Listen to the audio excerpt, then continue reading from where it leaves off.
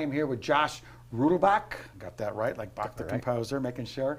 The destination marketing and data strategist for Visit Carson Valley. Yep. Let me take a breath. All right, that's quite a title, man. Thanks for coming in, by the way. I picked the longest title I could find. Thank you.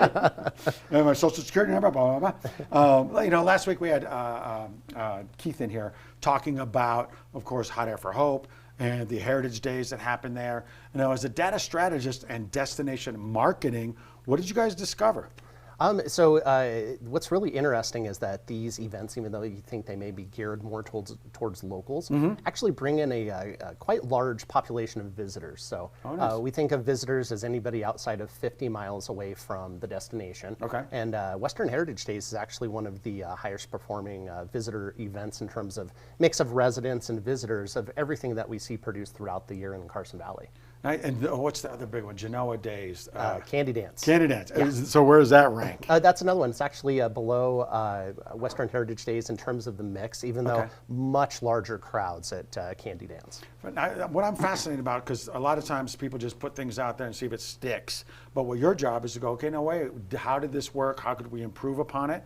And then you take that information and then restructure? That's correct. Yeah, really this is to give a target approach to our marketing strategies. Yeah. So in the old days, you would toss up a billboard, you'd go out on the radio and just hope somebody's listening. Right.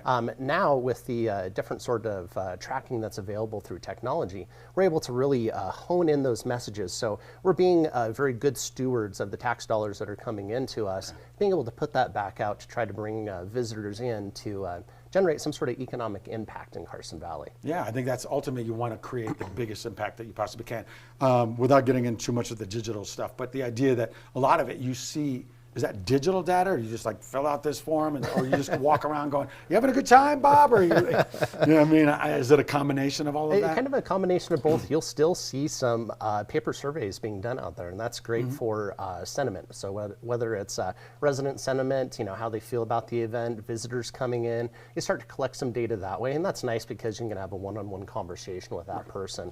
The digital side is a little bit more clinical. You're not having the conversation with the person, but you're getting data that is unbiased. So it's something to where they're not putting any sort of spin on it based upon the conversation you're having with them. Right, well said. I think that's probably the most difficult challenge, because you're talking with humans. Well, let's talk about some of the great events that you guys have coming and what you have coming up, and you got this video series as well. Yeah, absolutely. So May 2nd through 4th, we have Genoa Western Heritage Days in historic Genoa. It's a great free event for the most part, other than the concerts and the progressive dinners. Really, Keith did a fantastic job last week talking about the overall event, but I wanted to highlight two things that at least were really important to me. So when we think about Western heritage, one of the things that we tend to forget about would be the people that were here before the settlers arrived. Nice. And so on May 3rd at 11 a.m. in front of the Genoa Courthouse Museum, the Washoe tribe is graciously going to put on a performance of some of their traditional songs. And so we really get a nice taste of their culture, which I just think is absolutely beautiful. Yes. A little bit later on, so right around 1 p.m. at the Genoa Community Church, we have a children's Chautauqua that'll be going on. So we have these pint-sized historians that will assume the role of some sort of character from our past and interact with the audience that way as that character. So just kind of one of those, feel-good sorts of things. All of it's feel-good and honoring the Washoe. I think that's wonderful. Yeah. What a great, great event. Thank you for all the data, the information, and how you serve the community. Josh Rudelbach right here, Visit Carson Valley. Thanks for coming in. Appreciate you. Absolutely.